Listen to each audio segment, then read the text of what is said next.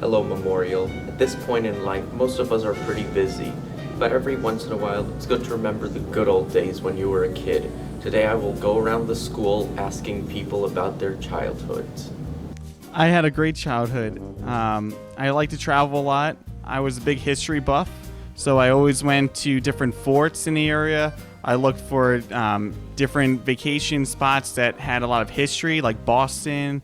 I went to Plymouth, Massachusetts. I went to Charleston, South Carolina. So history was always a very big interest to me. So my childhood revolved around that. And I liked to be athletic. I was a wrestler. And I also loved animals. So I always rescued animals. Well, Batman was a role model.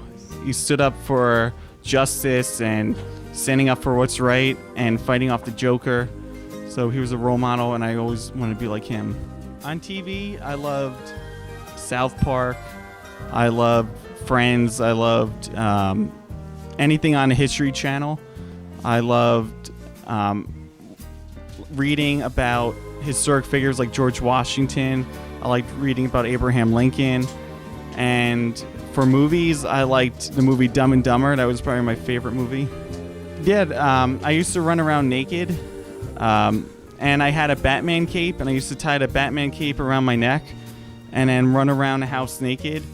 And I didn't grow out of that till later on in life. Okay, Jonathan Blair, everybody. My childhood was like growing up in a family of 5. So my dad was very strict. So we basically had to share a lot and give a lot of oneself. So my childhood was relatively simple, almost like a pilgrim. Well, I would have to say growing up, my dad was a big influence on my life, so hard worker.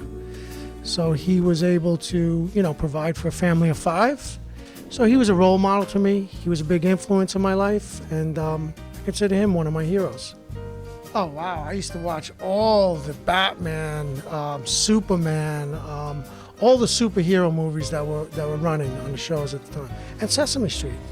I really enjoyed Sesame Street. That was one of my big ones.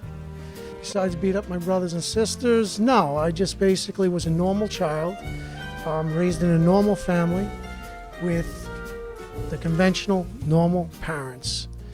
That's basically it, yeah. Mr. Seco, everybody. My childhood was nice. I lived in a suburban neighborhood, and I have an older brother and a younger sister, so I'm a middle child. And yeah, as a kid, one of my biggest heroes was J.K. Rowling, because she not only wrote one of my favorite books that came out when I was only 11 years old, the whole series of Harry Potter, but she became one of the richest women in the world and actually gave away most of her money to charity. You said Harry Potter, so those were a big deal for me. Also, when I was younger, I was very into Sharon Creek books, Bloomability, and Walk to Moons. TV shows, I was a very typical 90s kid. I was into Buffy the Vampire and Dawson's Creek, and what else was a 90s show? I don't know. A lot of those WB shows, Smallville. Strange or peculiar things. I don't know. It depends what you define as strange or peculiar. Strange things. No, I can't really think of anything specific. Okay, Miss Martino, everyone.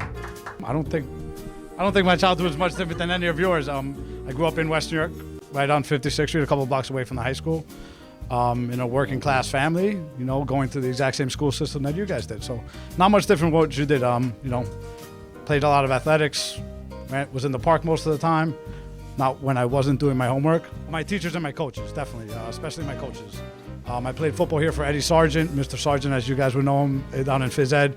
He had a big influence on my life, and a few of my other, mainly my football coaches, and a couple of my teachers growing up. Miss Santilla was one of my English teachers who played a big role in shaping me as a young man. My favorite book that I had to read when I was in high school was The Catcher in the Rye. I actually read it in Mr. Malika's English class. And TV shows, I don't know, I really just got home and put whatever game was on TV. I didn't really watch too many sitcoms. Oh, besides Saved by the Bell. Saved by the Bell was always a good one. But besides that, it was just whatever baseball, basketball, football game was on TV. That's what I watched.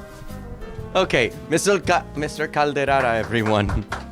My childhood was full of events and a lot of changes that I wasn't ready to understand yet.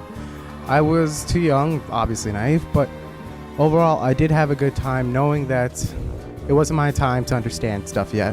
When it comes to role models, I would have to say Elvis Presley. Mainly because as a white man singing like a black man, he brought people together with music that, well, nobody could argue. Everybody loved it. That's what I've always admired, his ability to bring people together. For books, I've always loved Ender's Game. It won a whole bunch of awards, but I've always liked the sci-fi feeling and how it was described. I've always wondered if maybe this world could be like that. And when it comes to movies, I would have to say Gattaca. As a child, I used to be able to read, but I couldn't speak. And my first language was Spanish, but I understood Italian and English and a bit of French. Okay. Angelo, everyone. After interviewing several people, I can conclude that most of us had some pretty amazing childhoods.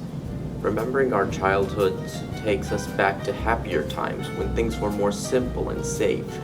This is Eric Del Risco from Tiger TV, signing out.